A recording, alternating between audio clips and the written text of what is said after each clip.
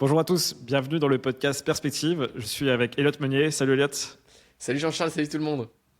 comment tu vas? Très bien, ravi d'entamer cette longue aventure du podcast Perspective ce soir. Complètement, très heureux aussi. Pour aller expliquer un petit peu qu'est-ce que ce podcast, et après on va se présenter aussi en bref. Donc l'idée du podcast, on est deux amis qui aimons les perspectives, d'où le nom du podcast Perspective, que c'est un programme que l'on a co-créé. Et l'idée, en fait, c'est tout simplement de se retrouver une fois toutes les 2 semaines et de parler d'un sujet qui nous a intéressés récemment. Essayer de développer notre pensée, notre vision, notre perspective sur ce sujet. Ça peut être sur un sujet d'IA, ça peut être sur la philosophie, ça peut être sur le futur du travail, ça peut être sur le monde des médias, enfin ça peut être sur plein de sujets. Mais nous, ce qu'on aime bien, c'est se prendre un sujet et en parler. On le fait très souvent en privé. Et là, on s'est dit, autant se retrouver de temps en temps et pas trop parler de business, mais parler de trucs qui nous font encore peut-être fois plus kiffer même que le business. Vraiment les idées, le futur de la société, etc. etc. Donc c'est le sujet du podcast. Est-ce que tu peux te présenter, Elliot, pour qu'on sache mieux quitter, parce que tu as des gens qui ne seront pas notre audience et qui vont découvrir ce podcast et savoir plus en détail qui tu es. Carrément, donc j'ai 20 ans, je vis à Londres actuellement et j'ai plusieurs casquettes. D'un côté, je suis danseur professionnel à Londres. D'ailleurs, j'ai un spectacle demain soir, j'ai eu la première d'un spectacle ce soir. Euh, En parallèle, du coup, on a Perspective, donc on aide des polymathes créatifs à structurer leur pensée en une perspective claire et à la transformer en business. Et plus globalement, je suis un grand lecteur, grand curieux de beaucoup de sujets. Euh, Moi, j'aime bien développer et réfléchir à propos du mouvement, de la créativité, de la spiritualité, à titre perso. Et puis plus globalement, je lis sur un peu tous les sujets. Pas mal en ce moment sur les sujets de souveraineté, de résilience, d'écologie, de société, du capitalisme, de la surveillance.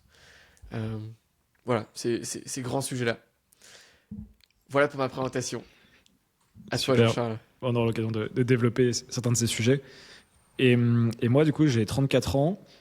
J'ai un passé plutôt dans le milieu des startups à la base, et j'ai fait le switch vers l'entrepreneuriat solo, l'écriture, la vie intellectuelle, et l'écriture de livres, il y a 5-6 ans maintenant, et la création de contenu aussi. Et mes sujets de prédilection, moi, et les questions qui m'importent, c'est comment bien vivre, comment mener une bonne vie, notamment dans notre époque, ce qui nous concerne. Comment on peut aller piocher dans des sagesses anciennes, typiquement la philosophie antique qui m'intéresse beaucoup, mais aussi comprendre les outils qui sont autour de nous, les nouveaux outils, Internet, intelligence artificielle, qui sont des énormes bouleversements pour les individus et pour les sociétés. Donc ça m'intéresse énormément. J'adore écrire, lire, passer mes journées à faire ça, à prendre des notes. En ce moment, je suis en train de refaire mon coffre. J'ai isolé mes. Quand on parle de coffre, il faut savoir avec Elliot, Elliot qui avait sorti sa formation sur le second cerveau sur Obsidian notamment. Et du coup, moi, j'utilise aussi c'est ce qu'on appelle ce système de second cerveau. Et là, du coup, j'ai isolé tout ce qui n'est pas projet et je voulais juste avoir un coffre vie intellectuelle avec mes journaux et mes notes. Donc, je suis en train juste de structurer tout ça et je passe énormément de temps dedans en ce moment. Ce qui m'intéresse en ce moment aussi, c'est de repenser justement ma perspective à travers un manifeste. Là, je suis en train de réécrire mon manifeste, la V6 ou la V7 en ce moment-là, que je suis en train d'écrire. Et voilà, très content de faire ce podcast parce que je trouve ça cool de pouvoir avoir des discussions qui sortent un petit peu du business, du quotidien, et d'avoir un espace. Et voilà, je souhaite à tout le monde d'avoir un espace ou d'avoir des personnes avec qui pouvoir échanger sur des sujets stimulants, parfois complexes, réfléchir au futur, etc. Parce que je pense que c'est très important dans le monde dans lequel on est d'avoir une vision et d'aller chercher des grilles de lecture par rapport au monde qui est quand même assez complexe, assez incertain, assez rapide en ce moment. Donc voilà, très content d'échanger avec toi, Elliot, et de faire ce podcast. Pareillement. On va aller sur le premier sujet. Je te propose, et après on va aller librement sur où est-ce que ça nous mène, de parler de Substack, qui est une application américaine, un site américain qui permet de créer des médias, des newsletters, notamment des newsletters payantes, qui a été créé vers 2018 et qui, depuis quelques semaines, est en train de de vraiment remonter là en termes de popularité, notamment aux États-Unis. Et c'est un site que moi j'utilise, une plateforme que j'utilise depuis 2020, donc que je connais très bien. J'étais un des premiers Français, je pense, à m'être inscrit dessus, à avoir créé ma newsletter dessus. Et je voulais parler de ça aujourd'hui avec toi, donc je propose d'y aller si c'est bon pour toi. Carrément. Je donne un peu de contexte peut-être, et puis après on part en mode discussion normale de toute façon. Vas-y. N'hésite pas à m'interrompre si les trucs sont pas clairs. Mais en gros, Substack, pour donner le contexte, donc ça vient d'un problème, enfin d'un double problème, qui était les journalistes aux États-Unis qui parfois se sentaient limités, censurés, qui n'étaient pas forcément en phase avec la ligne éditoriale globale de leurs médias, de leurs propriétaires du coup, qui avaient envie de devenir indépendants, mais qui n'avaient pas de moyens de devenir indépendants. Parce qu'ils avaient un travail, ils n'avaient pas forcément d'audience, et c'est très difficile d'avoir une relation, de créer cette relation directe avec un lectorat. D'où l'intérêt de travailler avec un journal. Et du coup, Substack a proposé une alternative en disant, en fait, on va squeezer les intermédiaires, et les journalistes, les essayistes, les éditorialistes vont pouvoir écrire directement à un lectorat, et s'ils le veulent aussi, monétiser une partie de leurs écrits à ce lectorat. Et du coup, de posséder l'audience directement, d'être souverain de l'audience, qui est un sujet qui tient à cœur aussi. Et du coup, Substack, ça a vraiment commencé comme ça. Et du coup, ça contribue plus largement justement à cette économie de la souveraineté, où on va essayer au maximum de désintermédier le système. On peut le voir dans la blockchain aussi, mais là, c'est avec le média. Et du coup, Substack est vraiment aujourd'hui la plateforme la plus avancée pour tout ce qui est essai, vie intellectuelle, pour permettre à des gens qui aiment écrire de monétiser directement leurs idées à une audience. Et ce qu'on voit depuis quelques semaines, pour vous donner pourquoi on en parle là, pourquoi j'ai trouvé ça intéressant et je me suis réintéressé récemment, c'est qu'on voit même des gros créateurs aux États-Unis, des créateurs plutôt business, notamment Dan Ko et Justin Welch sont des très gros créateurs américains, qui ont lancé il y a quelques semaines, quelques jours même au moment où on enregistre, leur newsletter sur Substack et une newsletter payante. Alors qu'ils ont déjà leur newsletter, ils ont déjà leur écosystème, ils sont sur tous les réseaux sociaux, et ils sont à fond sur Substack là. Il y a d'autres créateurs qui ont suivi depuis, des gens un peu moins connus, mais qui ont des grosses audiences quand même à plus de 100 000 abonnés, 200 000 abonnés même. Donc voilà, c'est une espèce de signal faible là qui est en train de monter. Et en France, Substack est très peu utilisé. Encore aujourd'hui, les gens l'utilisent globalement, surtout pour pouvoir juste faire une newsletter gratuite. Parce que le modèle économique de Substack, en gros, c'est gratuit tant qu'on n'a pas une newsletter payante. Et quand il y a une newsletter payante, ils vous prennent une commission sur vos abonnements, de l'ordre de 5%, si je ne me trompe pas. Donc voilà, c'est un sujet, je pense, qui est intéressant, parce qu'on va voir justement comment, nous en France, nous en tant que créateurs, en tant que penseurs, essayistes, écrivains, personnes qui aiment développer des idées, comment on peut profiter potentiellement de Substack, ou plus largement de cette économie, et de tout ce qui est autour de la souveraineté des créateurs. Qu'est-ce que tu penses de ce sujet déjà, Elliot ? Qu'est-ce que ça t'a évoqué quand je t'ai dit j'aimerais bien qu'on parle de ça ensemble ? Moi, ça résonne complètement avec ma vision du sujet aussi. Je pense que dans un monde où l'internet est dominé par les plateformes et où à la fois et où du coup en fait le consommateur a une relation avec une plateforme et un algorithme qu'il connaît, et le créateur a lui-même une relation avec un algorithme auquel il doit plaire pour avoir des spectateurs. Donc il y a un énorme algorithme qui a plein de biais, qui a plein de problèmes aujourd'hui. On en parlera peut-être après, mais justement la polarisation, le monde post-vérité, tous ces concepts-là, toutes ces notions-là, qui finalement créent un énorme chaos dans la société et qui empêchent l'émergence d'un nouvel équilibre et qui pour l'instant vont vers un chaos croissant. Donc bref, tout ça à cause de ces algorithmes qui distribuent l'information de manière centralisée. Et donc je trouve, effectivement, il est nécessaire, comme tu disais, de créer des plateformes qui permettent aux créateurs de diffuser directement, en ayant une relation personnelle avec leur audience, sans dépendre d'un algorithme ou d'une plateforme. Et donc Substack, mais plein d'autres plateformes, à mon avis, c'est les plateformes pour les créateurs de la réalité de demain, quoi. En tout cas, une réalité non biaisée, non influencée, je sais pas, avec la vraie réflexion, quoi. Donc je pense que c'est sur ces plateformes qu'il faut être aujourd'hui pour s'informer, et en tant que consommateur et pour créer en tant que créateur, quoi. Donc je te rejoins et je suis super ravi qu'on traite ça, surtout pour un premier épisode. Complètement. Parce que toi, peut-être pour donner un peu de contexte, comme on a développé nos audiences, Moi, je t'ai connu sur YouTube, par exemple. Pendant longtemps, tu as utilisé les plateformes comme YouTube, un peu, enfin globalement YouTube, hein, il me semble pas trop les autres réseaux sociaux au final, surtout YouTube. J'ai fait des expériences sur tous les réseaux. Du coup, tu vois, sur TikTok, je sais pas, je suis à 30 000 abonnés. Instagram, 20 000 peut-être, 25 000 ou. Mais YouTube, c'est le plus gros là. Je pense que je suis à 40 000, un truc comme ça actuellement. Donc, ouais, effectivement, la plupart de mon audience vient de YouTube et de la publicité payante sur Facebook. Ok. Et c'est intéressant parce que tu vois, tu parles des algorithmes. Moi, je le crée aussi sur YouTube. Et on fait la petite pub. On a nos chaînes respectives en dessous en description. Ça vous permet aussi de savoir plus en détail ce qu'on fait. Mais parce que je publie sur YouTube, j'ai beaucoup publié sur LinkedIn. Effectivement, on va dire, influencé par l'algorithme. L'algorithme a un impact. Du coup, forcément, on crée potentiellement un peu plus en pensant à l'algorithme. Dans quelle mesure ça impacte ta création, le type de sujet que tu abordes, et comment, à l'inverse, quand tu utilises des plateformes Substack ou autres, comment tu envisages ton contenu? Toi, c'est quoi la distinction que tu ferais, et s'il y en a une, tu vois, entre faire une vidéo YouTube et une publication sur une plateforme avec relation directe avec ton audience? Ouais, ce serait à toi qu'il faudrait poser la question parce que c'est toi qui es le plus intentionnel sur le sujet. Mais bah, vas-y, ouais, réponds en premier. Surtout par Ah, rapport à ton plan YouTube là. ouais, complètement. Alors, effectivement, moi, je me suis remis, c'était un pacte qu'on s'est fait un peu à Budapest fin d'année dernière. Je disais à Elliot, je te disais, sur YouTube, c'est important, je pense, de créer une grosse audience, que ça permet d'avoir un énorme actif, un énorme levier pour le reste de sa vie. Et du coup, c'est vrai que j'ai eu une réflexion au moment de me dire, je vais essayer d'être plus stratégique sur la plateforme en essayant de créer un cocon de sujets, enfin comme une stratégie de cocon SEO, donc vraiment réduire le nombre de sujets, de moins m'éparpiller, de plus aller chercher justement les formats qui fonctionnent, les sujets qui fonctionnent.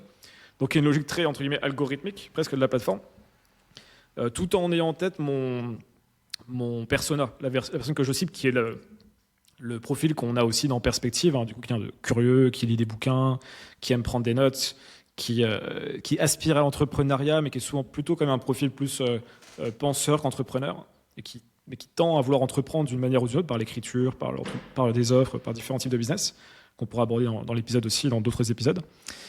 Mais du coup, c'est vrai que la limite de ça, c'est que oui, on pense très stratégiquement.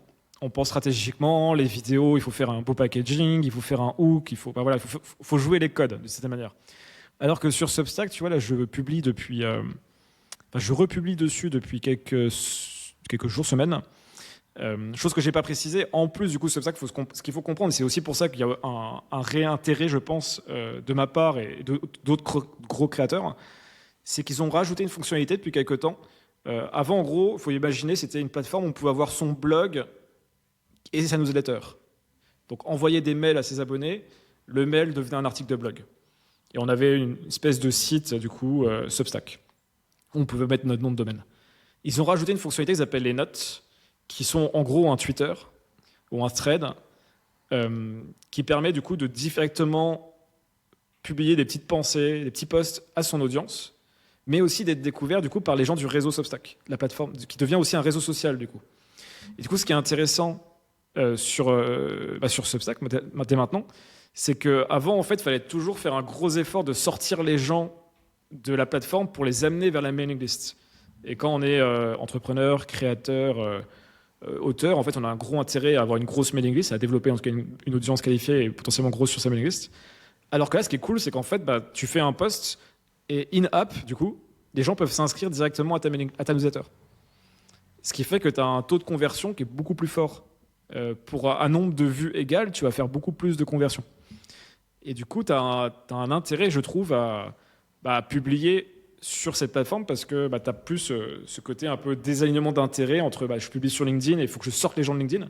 Là, je publie dans Substack et même post potentiellement, mais les gens vont rester sur Substack parce qu'ils vont s'inscrire à mes emails, ils vont recevoir les emails via Substack, etc. Donc tu as ça qui est assez dingue. Et tu as un autre aspect aussi, c'est que chaque réseau a sa culture aussi. Et sa culture et son niveau de maturité. Substack, il y a une culture qui est très tournée vers les idées. C'est clairement la plateforme des idées, c'est un peu le Medium des années 2020. On a eu Medium, année 2010, qui n'a pas trop finalement fonctionné en France. Ils avaient essayé, mais ça n'avait pas trop fonctionné. Le modèle économique était compliqué. On pourrait en parler d'ailleurs, parce que je me souviens très bien de ce qu'ils avaient essayé de faire. Et là, Substack fonctionne mieux en France, parce qu'il y a les gros créateurs qui se sont emparés entre 2021 et 2024. Et ce changement, du coup, avec les notes, clairement, pour moi, c'est un gros impact sur ma décision, du coup, de me réimpliquer sur Substack et de réexplorer potentiellement d'autres modèles économiques, monétiser de manière différente ces idées. Ouais, c'est clair, ça change tout. Parce que c'est vrai que pour n'importe quel créateur, tu as besoin d'un médium d'acquisition et un médium de fidélisation. Ouais. Et la plupart du temps, ouais, la plupart des business models de créateurs, tu avais l'acquisition qui se faisait sur des plateformes centralisées. Instagram, YouTube et tout, et puis ensuite il y avait la fidélisation dans la liste mail. Et là, on voit de plus en plus des initiatives comme celle de Substack où du coup, tu combines les deux. Et même ton moteur de fidélisation te permet aussi d'acquérir ton audience. Et on voit aussi la même chose dans des trucs moins fédérés, du coup je le pose là maintenant. Ouais. Donc Ghost, qui est une plateforme de blogging open source qu'on peut donc auto-héberger sur son propre serveur et donc être 100% souverain, pas dépendre de Substack et de leur politique, parce qu'on reste toujours sur leur serveur. Finalement, c'est eux qui sont souverains, ils nous prêtent une partie de leur terrain, mais c'est leur terrain, quoi. Ouais. Et donc là, sur Ghost, qui a ces avantages-là, ils mettent en place un protocole qui s'appelle ActivityPub, qui est un protocole qui est de plus en plus adopté par toute la communauté de l'Internet libre, de l'Internet décentralisé. Où en fait, c'est un protocole de communication qui permet aux différents blogs et aux différentes plateformes open source en réalité de communiquer entre elles et de permettre en gros d'avoir la même chose que tu as sur Substack comme tu l'as décrit, un fil unique, une plateforme unique où tu peux suivre tous tes créateurs préférés comme si tu étais abonné à un réseau social, alors qu'en réalité chacun est hébergé sur son propre serveur et c'est plein de sites différents, quoi. Donc c'est encore le niveau du dessus, disons, dans l'ingéniosité, quoi. Et ce qui est vachement intéressant avec ActivityPub, c'est qu'en fait ça peut fédérer, le protocole est intégré dans donc Ghost, mais pas seulement. Il y a aussi tous les sites WordPress qui sont compatibles ActivityPub, donc 80% des sites web mondiaux. Peertube, qui est l'alternative open source à YouTube pour l'hébergement de vidéos. Mais aussi Mastodon, qui est super utilisé au Japon, j'ai découvert ça dans mes recherches, Okay. mais qui est l'open source en fait de Twitter, LinkedIn, etc. Le réseau social donc décentralisé où chacun peut héberger son instance et justement se connecter entre les instances. Et donc en fait ActivityPub c'est un excellent protocole qui te permet de tout rassembler au même endroit et donc effectivement de pouvoir faire ton acquisition sans passer par des grosses plateformes comme celle du Web 2, quoi, YouTube et autres, où effectivement tu as une relation avec l'algorithme et il y a plein d'inconvénients qu'on peut continuer à aborder après ou maintenant. Ah oui, complètement. Ok, c'est hyper intéressant. Et c'est vrai que moi, je parlais de Substack, c'est ce que je connais plus. Toi, je sais que tu connais mieux Ghost, notamment avec la dimension open source, comme tu disais. Il y a plein de sujets qu'on pourrait développer. Il y en a certains, on en fera même d'autres épisodes dédiés, je pense. Mais tu vois, on en parle souvent entre nous, mais tu sais, vraiment revenir à l'histoire très brièvement, l'histoire du web, où en fait, moi, je me souviens quand j'ai eu mon premier ordi, milieu des années 2000, on était chacun sur nos petits sites, nos petits blogs, et tu n'avais pas les réseaux sociaux encore. C'était le tout début de Facebook. Tu vois. Facebook, c'est 2004, il me semble, 2003-2004, et en France, c'est 2007. Et du coup, chacun avait son blog. Du coup, il y avait un vrai sentiment de liberté. Tu vois, il n'y avait pas de quel hook il faut que je fasse. On écrivait juste ce qu'on avait envie d'écrire, quoi. Et on publiait, et puis tu avais 40 lecteurs, et c'était génial. Tu vois. Sauf qu'il y avait un problème, c'est que à la fin, ça faisait quand même pas beaucoup de lecteurs, et surtout, tu avais peu de gens qui arrivaient à faire leur site, parce qu'il fallait être un peu techos pour faire un site. Et c'est pour ça que le Web 2 est arrivé avec deux révolutions. Le Web 2, c'est en gros, les révolutions, c'est Facebook, réseaux sociaux, et iPhone, donc les smartphones et les applications. Et là, on est passé d'un monde qui était très libre, très décentralisé, avec la vision originelle d'Internet, à un monde très centralisé pour répondre à un problème qui était le manque d'attention, parce que le truc n'était pas centralisé, en gros, quoi. Donc on a centralisé suite à un problème en fait, qui était presque un besoin des consommateurs et des acteurs de tout mettre au même endroit parce qu'on n'arrivait pas à s'y retrouver. Et là, ce qui est intéressant avec le Web 3 et ce qu'on dit avec Substack et Ghost, et avec la blockchain aussi, si on n'en parle pas là pour l'instant, c'est de revenir vraiment l'étape d'après, c'est de garder ces mécanismes très puissants de comment générer beaucoup de trafic, comment générer quand même de la visibilité avec ses écrits. Et en même temps, ne pas être dépendant à 100% des algorithmes, alors soit à 0%, comme avec Ghost, ou de manière plus marginale par rapport aux plateformes actuelles, avec Substack, où effectivement tu loues un bout de terrain, mais en même temps tu récupères quand même tes emails, donc tu peux quand même exporter tes emails régulièrement, tu vois, et te casser quand ils te saoulent, tu vois. Si à un moment ils partent en vrille, tu vois, tu peux toujours. Moi, je sauvegarde toutes les semaines, enfin quand j'étais sur Substack très intensément, toutes les semaines je faisais un export toutes les 2 semaines de ma base email, tu vois. Donc, dans le pire des cas, ils te dégomment, mais tu as toujours tes emails. Ouais, c'est clair. Ce qui C'est n'est pas vraiment le cas l'avantage sur de Substack. LinkedIn, j'ai 30 000 abonnés, ils me bannent demain, mais j'ai 0 abonnés. Ouais, c'est ça. T'as aucun contact perso. C'est ça. Donc, il y a vraiment ce truc du Web3 qui est intéressant et de voir comment ça va se développer. Toi, typiquement, Ghost, tu vois, de ne pas retomber, justement, on pourrait dire comment les gens ne vont pas retomber. Tu vois, tu as ton site Ghost, tu travailles en open source, vraiment, comme toi, tu as fait. Comment t'assurer que tu ne te retrouves pas avec 30 visites sur ton site par jour ou même 30 par mois, tu vois, comme les gens avaient en 2007, tu vois. Ouais, c'est clair. Parce que jusqu'à justement ces initiatives comme le Substack Feed et les notes Substack et puis ActivityPub, Ouais. effectivement, t'étais cantonné à devoir publier sur des plateformes pour faire ton acquisition, pour ramener les gens et pour les fidéliser sur ton site, quoi. Donc c'est un peu les nouvelles révolutions qui sont en train d'arriver. Et à mon avis, c'est des vrais signaux faibles, quoi. Il va y avoir un mouvement qui redonne le pouvoir aux créateurs et qui enlève l'intermédiaire de la plateforme et de l'algorithme surtout dans l'intermédiaire, quoi. Mais du coup, pour mettre un peu de la clarté dans le podcast, j'ai l'impression qu'il y a 2 sujets. Il y a le premier sujet qui est en tant que créateur. Donc si vous écoutez le podcast, que vous êtes créateur de contenu, que vous voulez l'être, je pense, à mon avis, il y a un vrai signal faible que Jean-Charles a évoqué, qui est aujourd'hui se positionner sur Substack, c'est très intéressant. Parce que, à mon avis, il va y avoir une vraie tendance des créateurs à migrer sur Substack, à développer des newsletters. L'audience va probablement faire plus 20, 40, 100% par an pendant quelques années. Et donc, ça vaut le coup d'être une des premières newsletters sur la plateforme, de beaucoup publier dessus pour l'exploiter, se placer en tant que référence, comme les premiers podcasts au début des podcasts, quoi. Donc, il y a un vrai enjeu, je pense, à aller là-dessus. Et surtout que Substack, en fait, nous encourage quand même à développer de grandes idées. En fait, les insights et la qualité de pensée, c'est quand même, sur Substack, disons, le premier moteur de succès, quoi. Parce que contrairement à YouTube, où c'est plutôt le watch time ou le taux d'engagement sur LinkedIn qui va faire ton succès, là, la métrique, c'est quand même l'insight. Parce que si tu as un insight, donc si tu as une révélation en lisant un article, tu vas t'abonner, tu vas partager, tu vas en parler autour de toi.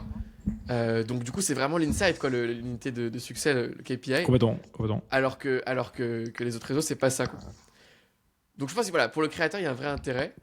Mais moi, du coup, il y a un deuxième sujet que j'aimerais qu'on traite après, peut-être avant des spoilers. Vas-y. Mais c'est celui de pourquoi c'est nécessaire aujourd'hui d'avoir justement des plateformes de diffusion pour créateurs et penseurs qui sortent des plateformes algorithmiques, en fait. Et du coup, voilà, moi j'ai envie de toucher des notions dans ce podcast un peu pour donner des bases sur le monde post-vérité, les bulles de vérité, tout ça, quoi. Complètement. Juste pour finir cette parenthèse, cette première partie sur la partie créateur, puis on y reviendra un peu plus tard parce que j'avais des exemples aussi que j'aimerais donner de personnes à suivre aussi et des business models qu'on peut imaginer. Mais tu as 100% raison. Nicolas Cole, un des créateurs américains que j'aime beaucoup, qui parle d'écriture, parle dans son livre The Art of Online Writing, of Business. Non, je sais plus. On t'appelle Nicolas Cole, The Art of Business and Online Writing. Je crois que c'est comme ça le nom du livre, pardon. Explique que dans les réseaux sociaux, tu as différents niveaux de maturité. Il en décrit 5. Et en gros, le premier niveau, c'est tout nouveau. Il n'y a personne dessus, donc ça vaut pas trop le coup de s'engager en tant que créateur. Et le 2, c'est là où ça commence à être intéressant, c'est qu'il n'y a pas encore une logique de monétisation, de publicité, donc du coup de réduire l'espace disponible. Ils vont pousser énormément les publications des créateurs, ils vont encourager les créateurs à venir, à créer, à avoir des vues, à faire de l'acquisition. Et souvent, c'est une fenêtre qui dure 2 à 5 ans, cette fenêtre-là. Et là, j'ai l'impression que Substack, 3-4 ans après leur... même plus, 6 ans après leur début, ils rentrent dans cette phase 2 aux États-Unis. Ils y sont bien rentrés peut-être depuis 6 mois.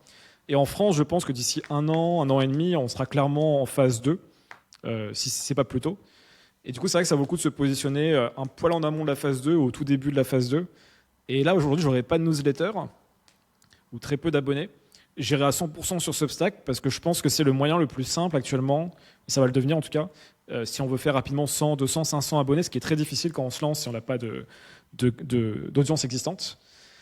Et si on valorise les idées comme toi et moi, plutôt qu'aller chercher des façons de capter l'audience, capter l'attention, clairement, très très bon endroit pour grossir sur le dos d'une autre plateforme, quitte après à retourner sur un système plus open source qu'on va pouvoir développer pour les raisons que tu évoquais justement. Mais ouais, franchement, là, si j'avais un conseil, comment avoir 1000 abonnés d'ici 6-12 mois dans sa newsletter, ce qui est relativement long potentiellement pour certains, enfin, ça peut prendre beaucoup plus de temps, pardon. Clairement, Substack. Substack, ouais, en étant smart et en utilisant l'IA pour republier sur LinkedIn, Twitter avec des bons formats pour exploiter les plateformes écrites. Et ce qui est bien aussi, c'est que moi je le déplorais un petit peu, c'est que pendant longtemps j'étais un peu frustré qu'en France Twitter soit pas méga développé. Du coup, moi j'arrivais pas à bien le développer en tout cas. Et ce que j'aime beaucoup sur Twitter, c'est que c'est un endroit où tu peux publier 10 fois par jour si tu veux, tu vois. Et là, ce que je fais sur Substack, ça a le même effet sur Substack. Tu vois, tu ne saoules pas les gens si tu publies 4 fois, 5 fois, 10 fois. Vu que c'est des posts courts, tu vois, et c'est pas la même logique. Sur LinkedIn, tu peux pas. Si tu fais plus de 2 posts par jour, tu saoules les gens. Déjà 2 posts, c'est énorme, tu vois. Un post, c'est suffisant quoi, pour la plupart des gens. Et là, ce que je fais, du coup, c'est que le matin, quand je suis en mode écriture, réflexion, prise de notes, j'ai toujours le Substack ouvert. Et dès que j'ai une idée qui me vient en lien près ou loin de ce que j'écris, je publie une note sur Substack. Et donc là, ça fait quoi? Ça fait une semaine que tu es dessus ou 2 semaines? Ouais, une dizaine de jours. Et tu as constaté que tu as eu combien d'abonnés qui sont venus directement de cette feature de notes? J'en ai, faut voir exactement, parce qu'il y a aussi les recommandations, qui est un très très bon mécanisme aussi. Mais j'en ai entre 50 et 100 là, en une semaine. Là. Ouais, donc 100 abonnés par semaine. Donc tu pars déjà d'une base de notoriété importante, mais. Ouais, quasiment 12 000 sur Substack. Mais et encore, c'est même pas 12 000 abonnés, parce que c'est les abonnés, c'est un peu technique, mais dans l'application. Parce qu'il y a les abonnés de ma mailing list, et après il y a ceux qui sont abonnés grâce à l'application Substack, grâce aux notes. Ah, et là, eux, t'as accès à leur email ou pas? Et ils sont aussi abonnés à ma newsletter, mais j'ai l'impression qu'ils distinguent ces deux types de profils. J'ai 600 abonnés app et 12 000 newsletters. Ok, intéressant. Et du coup... mais quand quelqu'un s'abonne à l'app, il est automatiquement abonné à la newsletter pour l'instant. Il me semble, ouais. Ça l'abonne à la newsletter. Il me semble, ouais. Je suis pas sûr à 100%, mais en tout cas, ouais, je ne veux pas dire de bêtises, mais quasiment sûr. Mais du coup, pour donner un ordre d'idée, tu vois, j'ai fait des publications qui ont bien fonctionné sur, je sais pas, 50, 100 likes, peu importe. Mais quand la publication fonctionne, j'ai 80-90% des gens qui voient la publication qui sont hors de mes abonnés. C'est-à-dire qu'il y a vraiment une portée aussi hors de ta base. Donc il y a une capacité à pousser. Ouais. Parce qu'ils n'ont pas beaucoup de contenu à pousser en fait, pour l'instant. Non. Donc là, tu peux quasiment avoir un mini oligopole, on va dire. Si tu es créateur actuellement et que tu vas à fond sur Substack et que tu es pertinent, tu peux très très vite devenir gros. Ouais. Ok. Donc c'est assez ouf. Ouais. C'est assez ouf là-dessus. Et il y a l'autre fonctionnalité, après on est sur la partie post-vérité, souveraineté et autres, qui est la recommandation. Quand tu t'abonnes à une newsletter, en tant que créateur, tu peux proposer à ton audience de s'abonner à d'autres newsletters. Tu peux avoir ta bande de potes ou les gens avec qui tu veux monter. Et du coup, en fait, ça crée un effet de réseau qui est assez cool. Pour donner un ordre d'idée, moi, sur 12 000 abonnés, j'en ai 3 000 qui viennent de recommandations d'autres newsletters. J'ai à peu près 100 newsletters ou 150 newsletters qui me recommandent, un truc comme ça. Donc, parfois, c'est des petites newsletters, mais ça fait le taf aussi. Et des fois, j'ai des grosses newsletters qui me recommandent aussi et qui me ramènent du trafic toutes les semaines. Des abonnés toutes les semaines. C'est énorme. Très puissant. Ça, c'est ConvertKit qui avait créé en premier ce modèle et qui a été repris par Substack. Oui, c'est vrai, parce que Kit essaye aussi d'avoir une alternative un peu similaire à Substack, quoi. Mais justement, on va aller sur le sujet plus de fond, on va dire, moins business. Allons-y. Parce que tout le monde va dans cette direction, il y a une raison, en fait, quoi, derrière. Quoi. Absolument. Mais je pense qu'aujourd'hui, la plupart des futurologues ou des gens qui pensent la société nous disent tous aujourd'hui le plus grand danger que l'on fait face en tant qu'espèce, disons, c'est le fait qu'on va plus être capable de débattre correctement, de parler, et on va avoir une vision du monde qui est tellement fragmentée. Chacun a presque sa propre vision du monde qui est faite sur des faux arguments en permanence.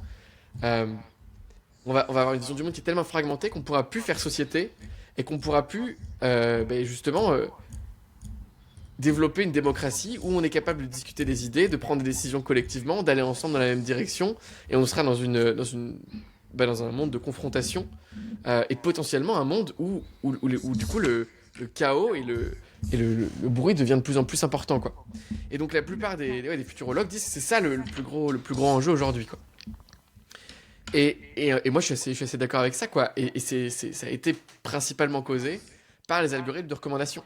Parce que l'algorithme de recommandation son objectif c'est que tu restes sur sa plateforme, donc il va te montrer que des contenus qui confirment ton biais de confirmation, qui vont dans ton sens, qui, qui valident tes croyances existantes. Donc ça t'enferme dans une bulle de perception de la réalité. Chacun a sa bulle qui lui est donnée par son propre algorithme. Et petit à petit, les gens s'enferment dans une vision du monde et dans un clan, un sentiment d'appartenance à une vision de la réalité. Et donc on parcelle comme ça la vision du monde, alors qu'avant on pouvait contrôler la vision du monde pour toute une population assez facilement, quoi. Et s'ajoute à ça qu'on est dans un monde donc, de post-vérité, où aujourd'hui il y a tellement de, de contenus qui sont créés, et tellement de trucs qui sont affirmés, et d'informations qui sont produites, qu'on n'est plus capable, ou quasiment plus capable, de vérifier la véracité d'une source, quoi. L'IA est capable de produire des trucs extraordinaires, des vidéos, du deepfake. On est dans un monde où, en fait, on peut nous faire croire à peu près n'importe quoi en générant des preuves par IA ou des fausses preuves et noyer le poisson dans l'eau. C'est étudié en long, en large et en travers comment les gouvernements autoritaires ou qui vont vers un autoritarisme en abusent, et même comment les élections de Trump ont été en partie permises grâce aux fake news, quoi. Y a pas mal de livres et de documentaires là-dessus. Mais donc voilà, du coup, dans un monde où on en est à un stade comme ça de la société, il nous faut un endroit où, en tant disons que personnes qui veulent agir pour demain, être acteurs de demain, réfléchir de manière constructive, il nous faut un endroit où on puisse publier dans une communauté de gens qui seront capables d'apprécier, je sais pas, la qualité des idées, quoi. Parce que clairement, les plateformes de recommandation sont pas le meilleur endroit pour diffuser ces idées-là, quoi. Et pour, surtout en tant que créateur, cultiver ces idées. Ouais, c'était un peu mon point. Je sais Ouais. pas si ça- Si, mais en fait, ouais, t'as pas. En gros, ce que tu veux dire, t'as pas une incitation à aller vers la vérité, à aller vers la pensée nuancée. Euh, Effectivement, ça tend à aller évidemment vers le clivage, vers les propos un peu extrémistes. Tout le monde est dans sa bulle, comme tu dis aussi, on le ressent. Tu vois, je prends l'exemple, il y avait un média que j'aimais beaucoup, un média qui parle souvent de Ken Wilber et de Jordan Peterson. Rebel Wisdom, ça s'appelait. Ouais. Ils ont arrêté il y a quelques années. Ils avaient considéré qu'ils avaient fini leur première mission et ils font un autre média maintenant. Et ils disaient un truc intéressant, j'avais lu ça il y a 3 ans. Le fondateur de Rebel Wisdom disait, eux c'était des grands fans de Peterson, époque 2017-2018, donc autour notamment de son premier livre publié, enfin le deuxième, mais premier connu, To As Rule for Life. Et ce qu'il disait en fait, c'est à quel point c'était son hypothèse, mais en fait il y a des gens qui ont écrit des articles là-dessus aussi, au-delà de Peterson, à quel point en fait l'algorithme et les résultats de tes vidéos, de tes prises de parole, tes contenus, influencent tes contenus futurs et ta pensée. Et partons du principe, on peut aimer ou pas aimer Peterson, mais que c'est quand même un mec assez intellectuellement brillant, qui a a priori un QI assez élevé, enfin voilà, qui a quand même des qualités intellectuelles qu'on peut pas lui enlever. Même lui a été pris au jeu c'est ce qui est extrême qui me fonctionne. Il faut aller plus sur les politiques, il faut aller plus dans la punchline. Et il a continué. Et au final, ils ont fini par passer on adore ce mec et ils ont fait des documentaires sur lui, vraiment ils ont contribué à le faire connaître, on se désolidarise, voilà, on a beaucoup aimé, mais maintenant on cautionne plus forcément tout ce qui peut être dit. Et ils l'ont extrapolé à la psychologie du créateur, la psychologie du penseur à l'ère d'Internet, qui est complètement matrixée par les algorithmes, aussi brillants soient-ils. Donc c'est un vrai sujet, même pour protéger sa propre pensée déjà, toi. Même avant de penser, est-ce que je vais toucher un public, aller à la vérité, c'est déjà se protéger sa psyché, tu vois. C'est C'est clair. fou ça, quand tu y penses. Tu te dis, en fait, juste pour faire des vues, en fait, on va dénaturer notre pensée sans savoir, au bout d'un moment, quoi. Sans s'en rendre compte nous-mêmes. Mais c'est clair. Et puis il y a aussi une question que, en tant que créateur, nous-mêmes, on s'informe sur des réseaux, quoi. Et donc, on est nous-mêmes soumis à l'effet de bulle, quoi. J'avais lu pas mal, enfin, plein de journalistes qui ont fait le même type d'article, mais j'avais vu aussi Jonathan Harris qui avait fait une vidéo sur, en fait, il était tombé sur un podcast de Joe Rogan où un gars expliquait sa vérité en parlant de faits, etc. Et le mec est journaliste à plein temps, tu vois, il avait travaillé dans des gros médias avant.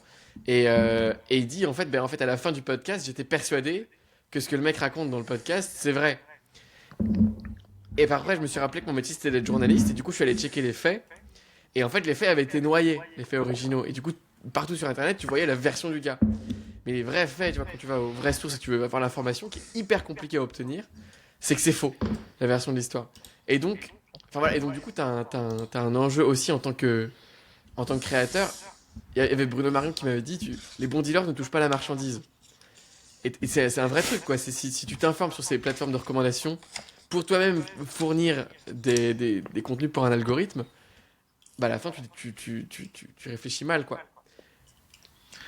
Donc là, du coup, la première étape qu'on peut développer, c'est comment on choisit ses ingrédients intellectuels. Comment tu Carrément. choisis tes sources, ou qu'est-ce que tu lis, qu'est-ce que tu exclus de ta consommation, ou tu mets des gros warnings. Toi, comment tu fais? Tu vas plutôt parler de nous, en fait, plutôt que de donner des conseils. Parce que, en fait, si on conseille des choses qu'on fait pas, c'est un peu débile. Donc, comment toi tu fais actuellement, quoi? Ou comment Ouais, t'aimerais c'est faire clair. si t'as des choses que tu penses que tu peux t'améliorer, quoi? Ouais.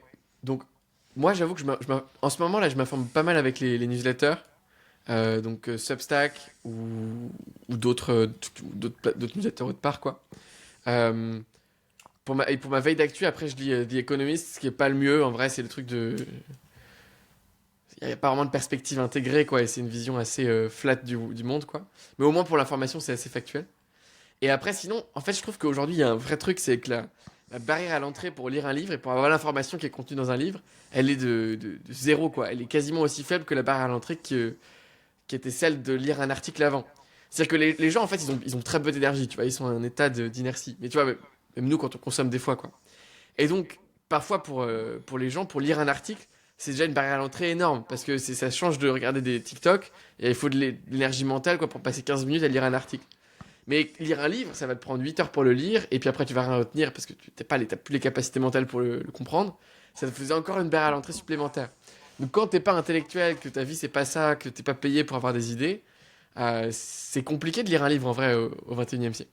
Mais aujourd'hui avec l'IA, avec Notebook LM, avec plein d'outils qui te permettent de résumer, d'accéder au concept de manière très, très facile, bah, la barrière à l'entrée pour lire un livre, elle est abaissée à, je sais pas, 10-15 minutes si t'as les bons process, si t'es bien organisé avec une bonne stack. Et donc moi en vrai de plus en plus, je bypass tout article, tout résumé, tout fait, etc. Je prends les PDF de tous les livres, de tous les auteurs, de toutes les sources qui me paraissent bien. Et ensuite, je fais l'effort de prendre ces concepts, de jouer avec dans un notebook LM, de comprendre comment la pensée de l'auteur, d'aller au fond, de demander les sources du livre, sur des réponses sourcées par notebook LM sur le manuscrit du livre et la bibliographie. Et donc je fais un vrai travail de déconstruction de l'information, quoi. Et donc, voilà, du coup, je pense que ma source d'information principale aujourd'hui, mon premier réflexe, c'est télécharger les 3-4 livres les plus pertinents, les foutre dans un notebook LM et poser des questions à ces sources-là. Ce qui va être en fait la meilleure manière aujourd'hui d'acquérir de l'information en un temps record, quoi. Ouais. Ok, hyper intéressant. Donc, beaucoup Notebook LM, tu disais. Mais tu vas quand même lire le livre quand c'est comme ça, ou il y a même des livres, des fois tu te dis juste je vais le mettre dans Notebook LM, jouer énormément, poser des questions, ou tu vas avoir une distinction entre les livres que tu vas lire, les livres que tu vas. Notebook LM, je sais pas c'est comment on pourrait dire. Enfin, comment tu gères Elle ça? aimait, ouais, ouais. Euh, ouais, c'est deux process différents. Si je veux juste, si je sens que le livre a une perspective intéressante euh, et que j'ai besoin de changer de perspective sur un sujet, je vais lire le livre, quoi, en entier. Et ensuite, par contre, je ferai à peu près le même process avec Notebook LM pour le résumer, pour le comprendre, etc. En revanche, il y a beaucoup de livres aujourd'hui. Pour moi, c'est un peu devenu mon moteur de recherche personnalisé, quoi.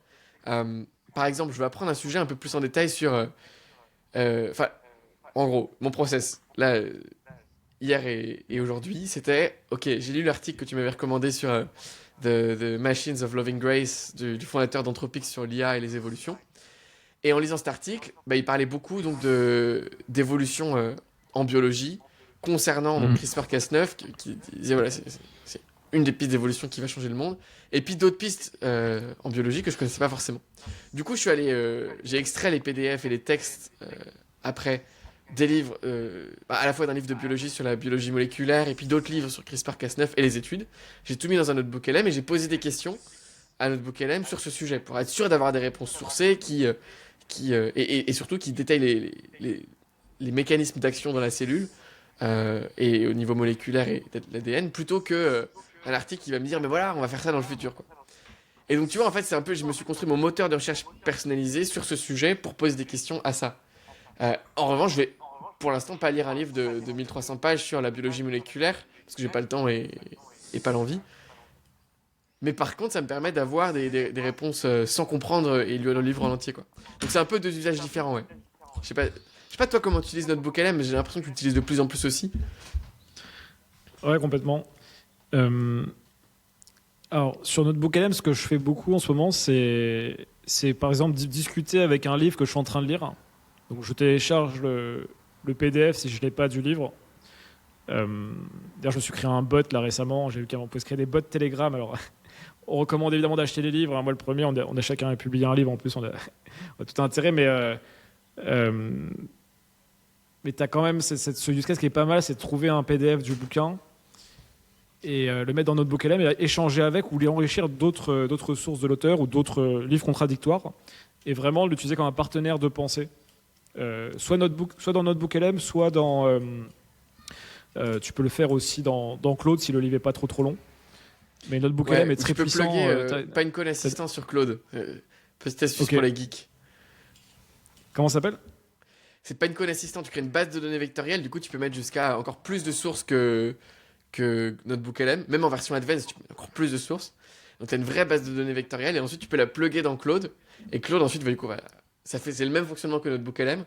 Sauf que du coup, tu as l'intelligence de Claude. Et Pinecone est plus performant que Notebook LM, quoi.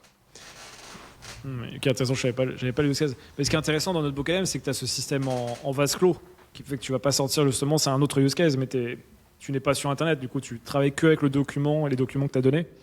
Ouais, complètement. Alors que la Claude, tu peux tout faire et en plus tu as l'intelligence complète de Claude qui peut aussi te crafter des trucs, faire de la recherche étendue tout en ayant accès à tes sources à toi. Donc ouais. C'est un autre use case. C'est ouf. Ouais. Mais du coup, je vais pas mal faire ça. Je vais prendre pareil des livres que j'ai pas priorisés, des lectures secondaires ou des sujets que j'ai envie de voir plus tard, mais j'ai envie de m'intéresser déjà un petit peu. Donc je vais mettre pas mal étudier aussi des papiers scientifiques que je comprends pas bien. Tout ce qui est vraiment tous les sujets complexes, je vais les passer dans Notebook LM. Et après, pareil, moi, dans ma manière de gérer un peu mes ingrédients intellectuels, je vais avoir... Ah, tu m'entends bien ? Ouais, je t'entends bien, ouais. C'est bon, ouais. Dans mes ingrédients intellectuels, je vais avoir principalement quand même les livres, au maximum.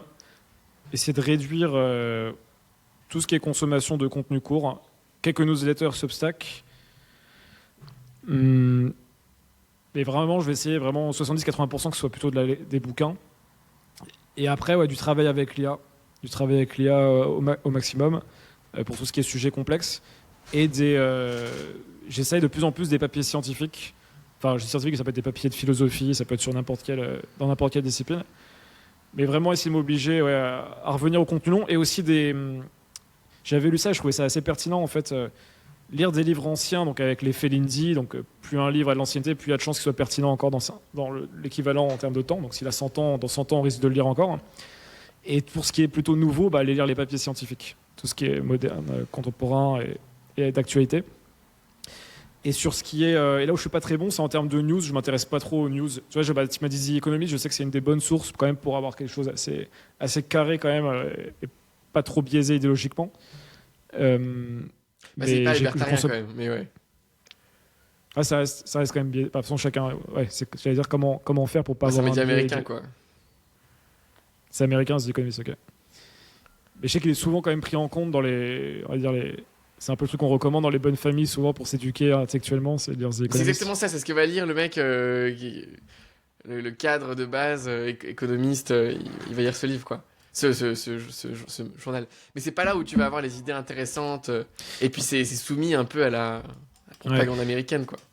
Après, c'est bien, je trouve, d'avoir une compréhension, du coup, idéalement la plus neutre possible du monde, au moins de comprendre ce qui se passe économiquement, politiquement, etc. Et après, là où les livres sont très importants, même avec l'IA, parce qu'après avec l'IA, il y a la question de à quoi bon lire les livres maintenant que tu peux les résumer avec, ou discuter avec eux avec Notebook LLM ou d'autres applicatifs. Alors qu'en fait, et là, je vais me référencer à Danko, qui m'a fait repenser à ça récemment, c'est vraiment lire un livre, en fait, c'est même pas tant pour retenir les idées, c'est pas tant pour trouver du how-to. Tout ça, en fait, on peut le faire rapidement avec une recherche sur YouTube ou avec une IA ou avec Google. Vous pouvez le faire avant l'IA, mais c'est encore mieux avec l'IA. Le livre, c'est vraiment se prendre une baffle paradigmique, tu vois, presque on peut dire quoi. C'est, tu vois, quand tu m'as fait découvrir Ken Wilber fin 2021, c'est ça un livre, tu vois, tu vois le monde de certaine manière, tu lis 500 pages et boum, tu t'es pris un petit uppercut, t'es un peu sonné et après t'as une mise à jour de ton système et tu repars avec une nouvelle mise à jour, tu vois.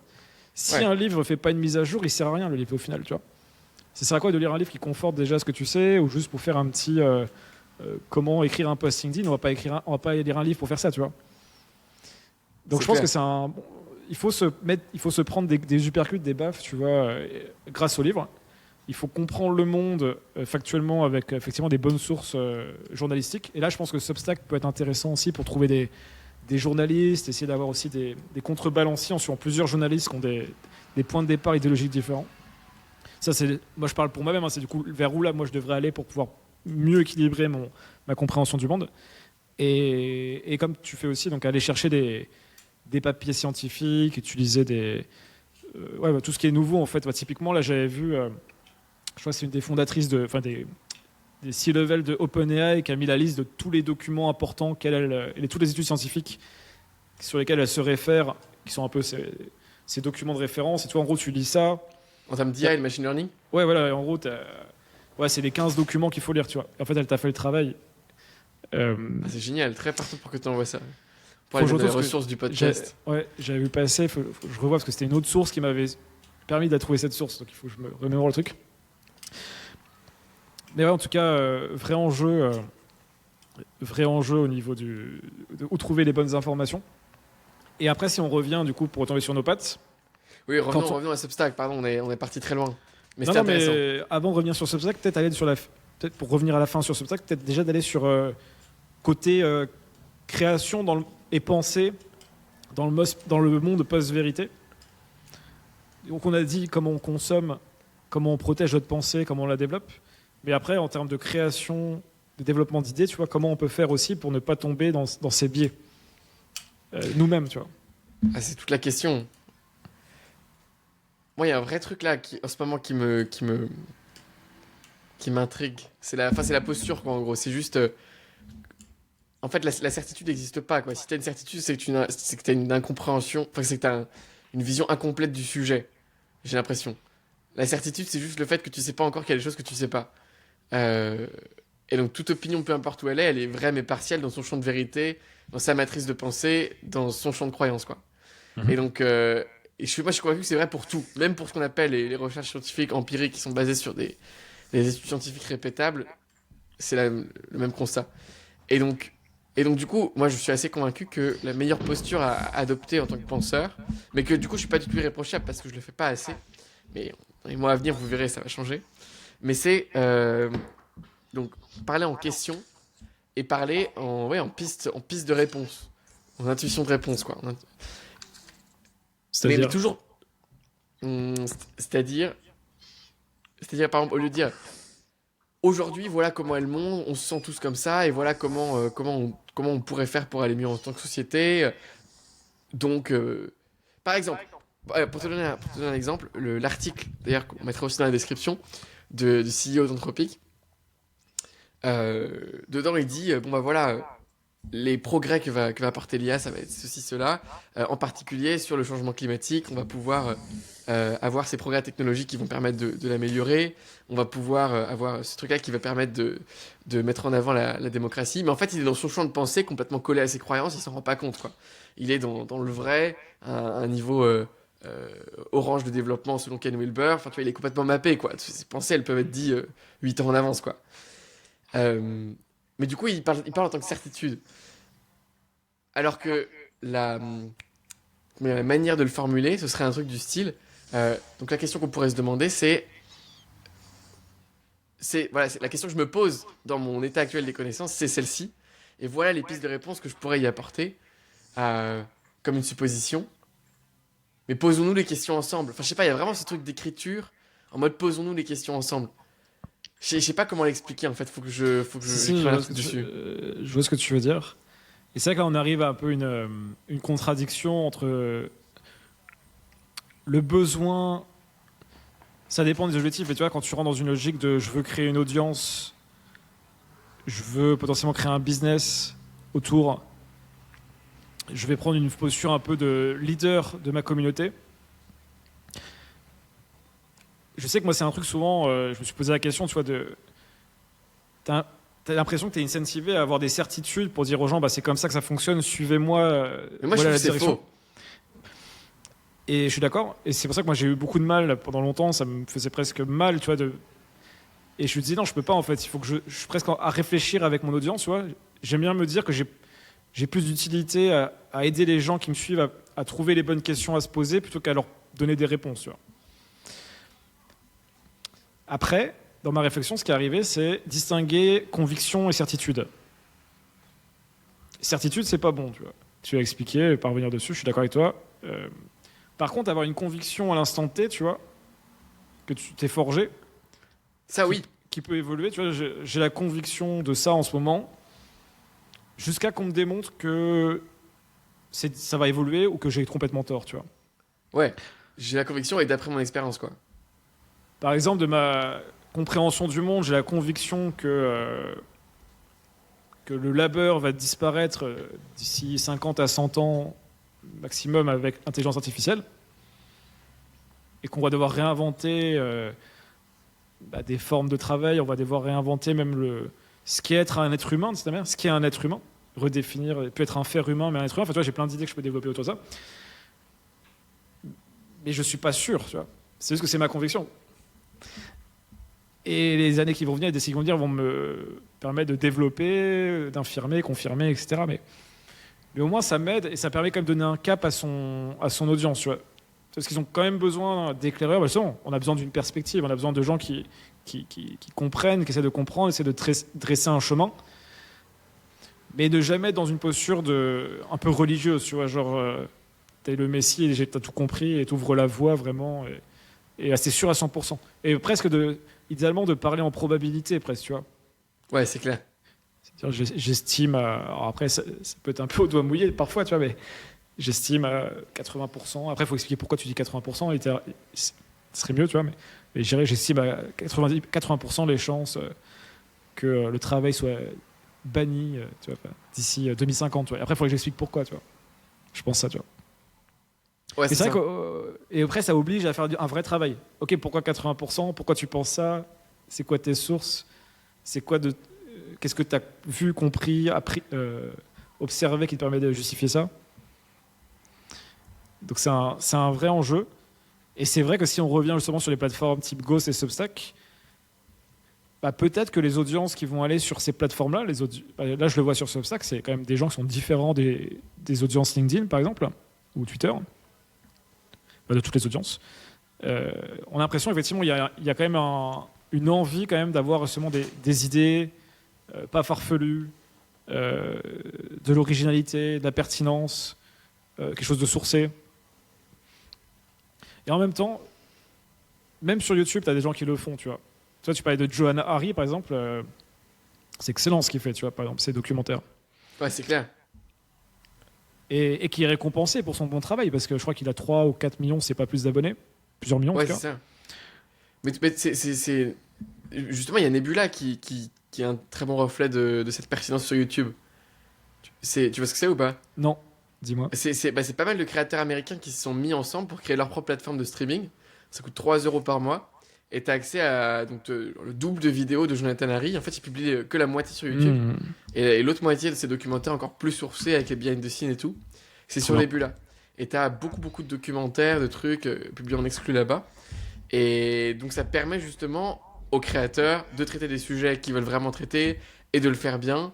Parce qu'ils disent, bah voilà, mais je veux traiter, je sais pas, l'assassinat de je sais pas qui, je pourrais pas le faire sur YouTube, je vais être démonétisé, donc je pourrais pas être rémunéré, je veux le faire correctement, donc je vais le publier sur Nebula et vous allez me supporter, quoi. Trop bien. Et c'est une initiative qui marche, quoi. Ouais, dans cette même vision de créer un peu des créateurs qui fight pour le bien. Complètement. Peut-être pour aller sur la dernière partie de l'épisode, revenir brièvement sur Substack et sur plus largement les business models qu'on voit émerger, tu vois, sur justement cette tendance du penseur, essayiste, écrivain d'internet, entrepreneur écrivain. Enfin, toi, il y a plusieurs postures qu'on peut avoir. Est-ce que toi, t'en as observé? Moi, je peux t'en partager pas mal, hein. J'ai fait une liste là justement sur Substack.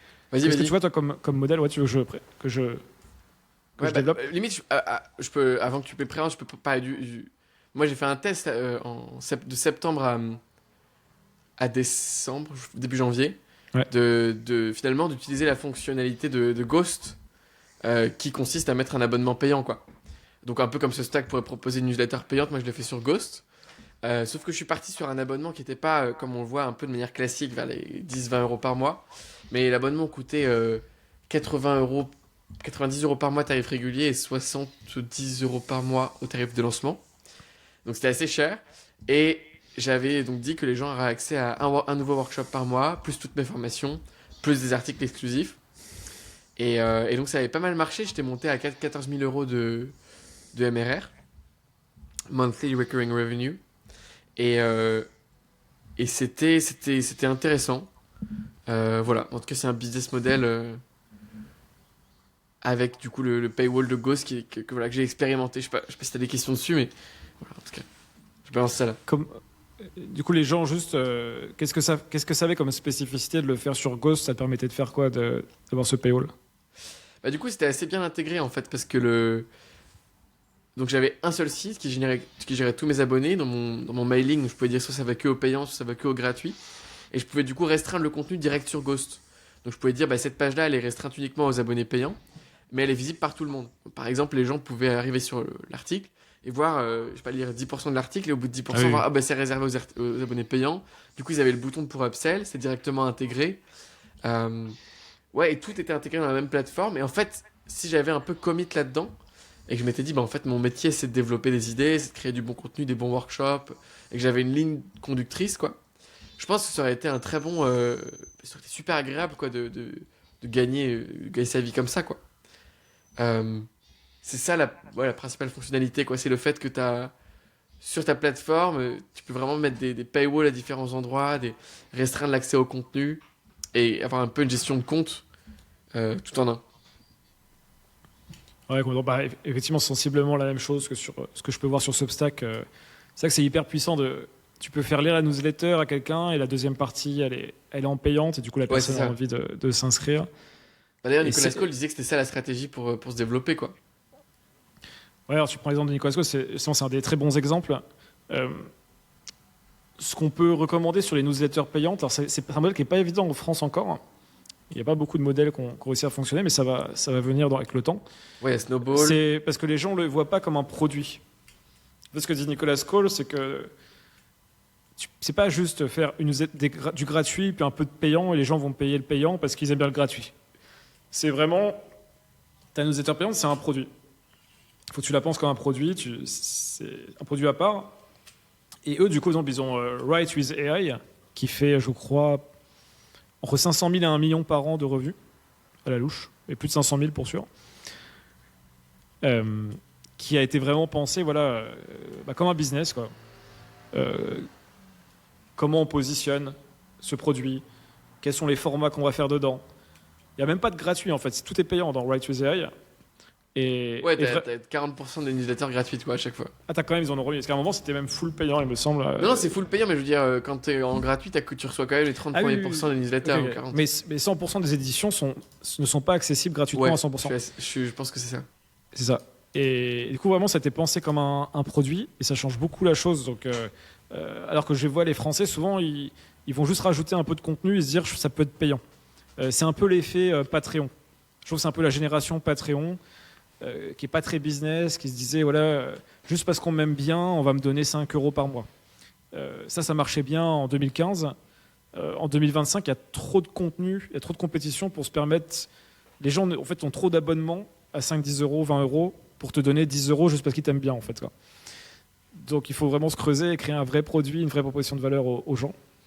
Le pape de ce modèle économique, vraiment, s'il y a un mec à suivre, qui a donné d'ailleurs la naissance à Substack, qui a inspiré Substack, c'est Ben Thompson de Stratechery, qui est un analyste média business américain, qui fait ça depuis plus de 10 ans, peut-être 15 ans même, sur son blog personnel. Et c'est le premier au monde à a fait plus de 1 million par an, il me semble, avec sa newsletter payante, avec son accès payant. Et il est suivi par tous les gros fonds d'investissement américains, tous les C-level, tous les gros exécutifs, tous les CEO. Il a vraiment une audience très qualifiée. Et son business model, lui, c'est je te fais des articles tous les jours. Avant maintenant, je crois qu'il est descendu à 3 par semaine. Et tous les jours, tu as accès à un peu une espèce de news. Je sais plus, il appelle ça les updates. Et c'est un peu genre c'est un peu des insights, tu vois, c'est une curation d'éléments à haute valeur pour lesquels les gens sont prêts à payer.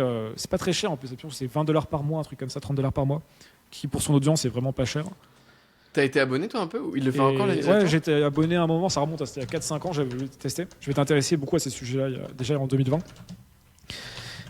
Et ça a encore évolué depuis, mais ouais, c'était vraiment pas mal. Mais ouais, je suis plus dans ce domaine de la tech directement, donc ça m'intéresse moins, on va dire, actuellement. Mais c'est un bon exemple. Autre exemple que je peux donner, qui est une voie que je pense pour les profils, si vous êtes reconnu dans ce côté, on veut développer des idées, être souverain, etc. Bah, un des meilleurs exemples que j'ai en France à donner, c'est le Dolmen. Du coup, Étienne, que je connais bien personnellement, qui du coup a une grosse audience YouTube, où bah, justement il fait du contenu qui lui l'intéresse, vraiment, c'est des essais à partir de bouquins qu'il va lire et de réflexions qu'il a. Il a une communauté, alors lui il vient plus un peu genre pas trop business, donc il a plus un côté Patreon qui ramène vers un Discord, donc il a une communauté à 10-12 euros par mois, avec à peu près 500 personnes dessus, je crois, 400-500 personnes, donc il fait à peu près 5000 euros par mois, avec une communauté sur Discord, et du coup ça va bien avec l'avatar qui cible. Mais surtout, il écrit des livres auto-édités. Gros sujet dont on abordera je pense sur le podcast, le monde de l'édition et le futur du livre. Mais du coup, vu qu'il est auto-édité, il a beaucoup plus de marge sur ses livres. Et je sais qu'il a fait plus de 10 000 ventes sur la première année de son premier livre. Donc pas loin de 100 000 euros générés avec un livre.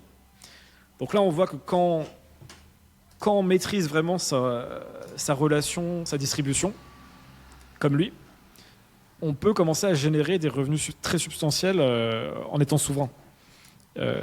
Qu'il n'est pas souverain sur YouTube, mais voilà, globalement, il a sa mailing list, il a son Discord, voilà, avec ses abonnés, son Patreon, et du coup, bah voilà, ses propres livres auto-édités, où il est à quelque chose de l'ordre de 70% de marge sur les bouquins numériques, 30-40% sur les physiques, il me semble, contrairement s'il serait édité, il serait à 8-10%, quoi.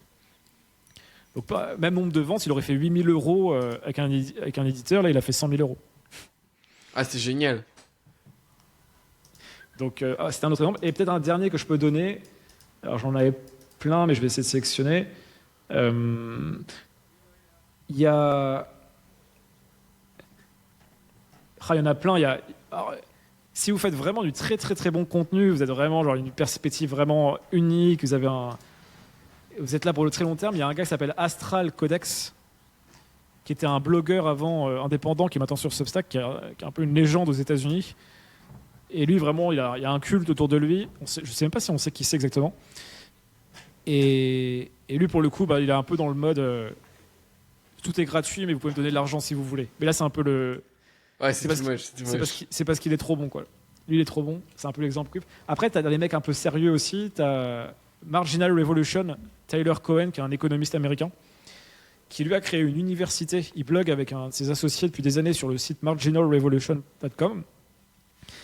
Et lui, il a une université derrière avec des produits payants autour notamment de l'économie, du futur du monde, de la finance. Donc, c'est très intéressant. Et je donne un dernier exemple parce que ça donne des idées différentes.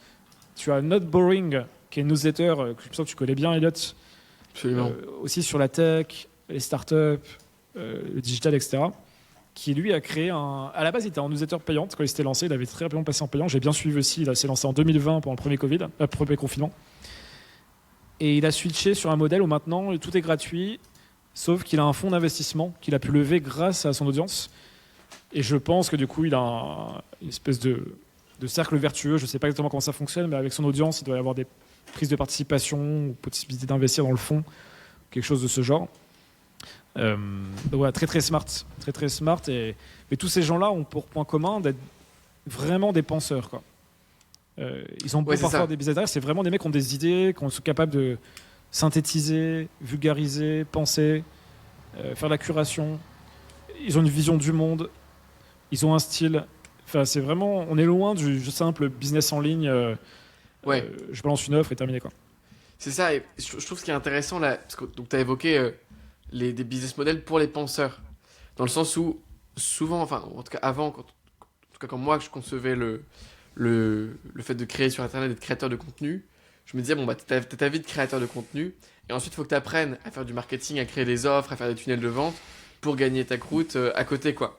Et donc, en fait, tu apprenais deux métiers en parallèle, et là, souvent, ce qui arrive, c'est que ton métier de formateur, quoi, te bouffe tout ton temps, et tu n'arrives plus à réfléchir, et comme tu as une offre, souvent, tu t'enfermes dans un seul truc, et tu n'arrives plus à penser.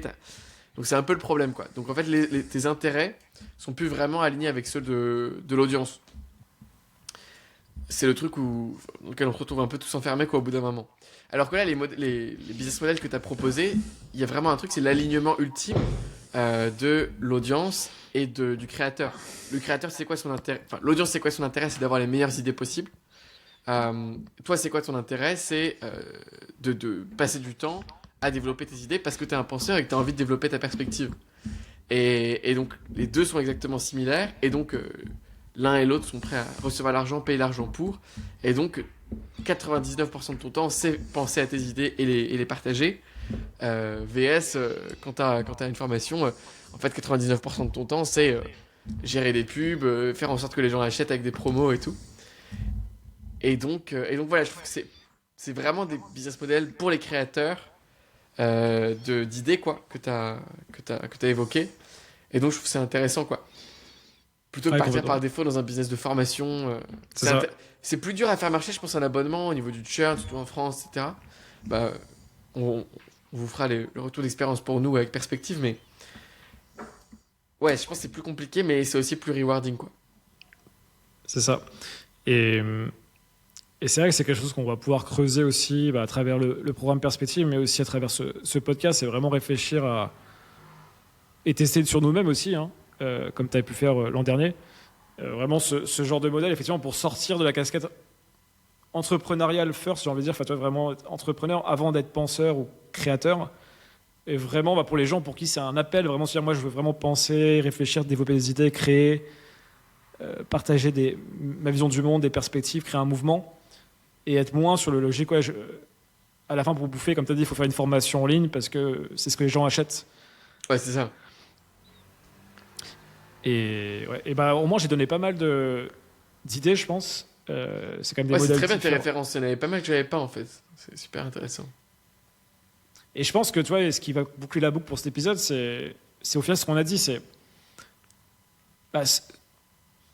oser y aller déjà, il faut déjà se lancer.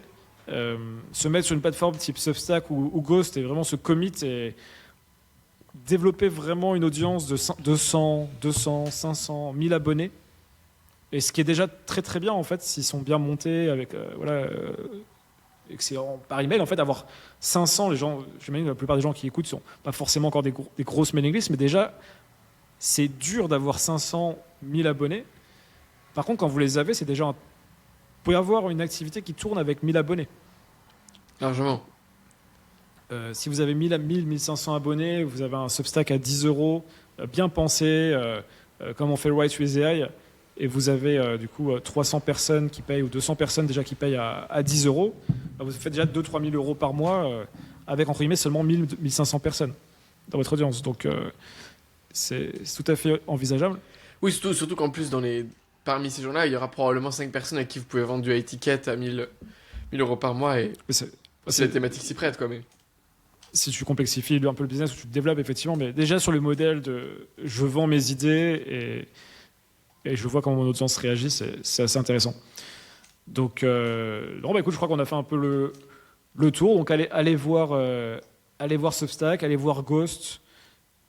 Pensez à ce qu'on a dit aussi, parce que tu as mentionné, Elliot, sur la souveraineté, faire attention à notre pensée, mettez des bons ingrédients dans votre tête pour en sortir des bonnes idées. Voilà, faut vraiment faire attention. C'est comme quand on mange. Hein. Si on va au McDo tous les jours, il se passe des choses pas cool. Hein. Il se passe des choses pas cool. Donc c'est pareil. Et aujourd'hui, Super Size Me. Exactement. Qui est décédé d'ailleurs, le pauvre. Il me semble l'an dernier ou il y a 2 ans. Si. Et à cause du cholestérol ou alcoolisme, je crois. Ah, ok. Encore autre sujet. Il me semble. Donc voilà, on plombe l'ambiance pour la fin.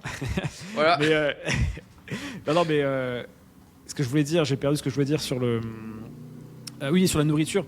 Non, mais c'est quelque chose, au final, c'est parce que j'ai écrit sur ça récemment, une lettre pour Perspective. Et j'ai pris cette image-là et j'ai dit, en fait, ça vous viendrait pas à l'idée d'aller au McDo tous les jours, je pense, quelqu'un de sensé, hormis pour une expérience comme a fait Super Size Me. Mais pour autant, tous les jours, on va au McDo quand on ouvre son ordinateur, quoi. C'est fou quand tu y penses, tu vois. C'est que 100% quasiment de la population actuelle mange du fast-food intellectuel tous les jours.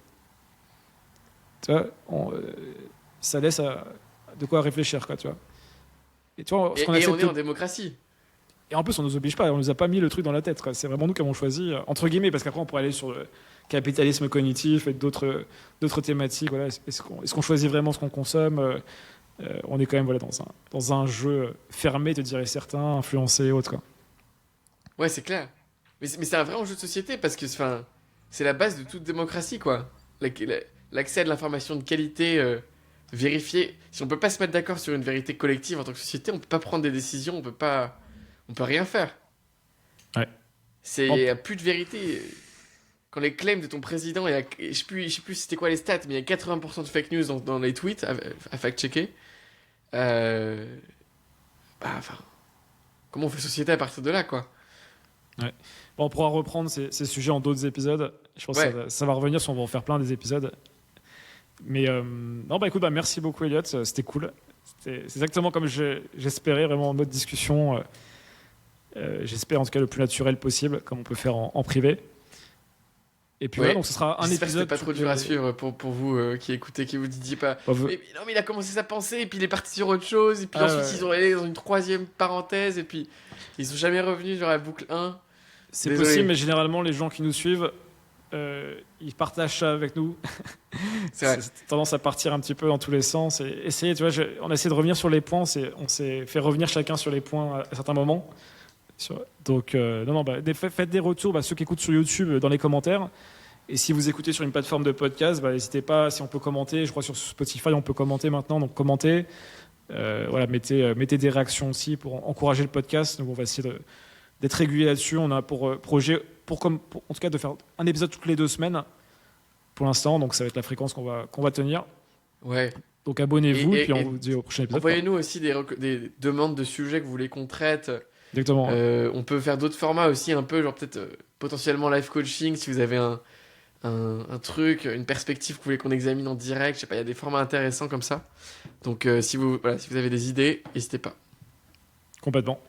Merci, Elliot. À très vite. Merci tout le monde.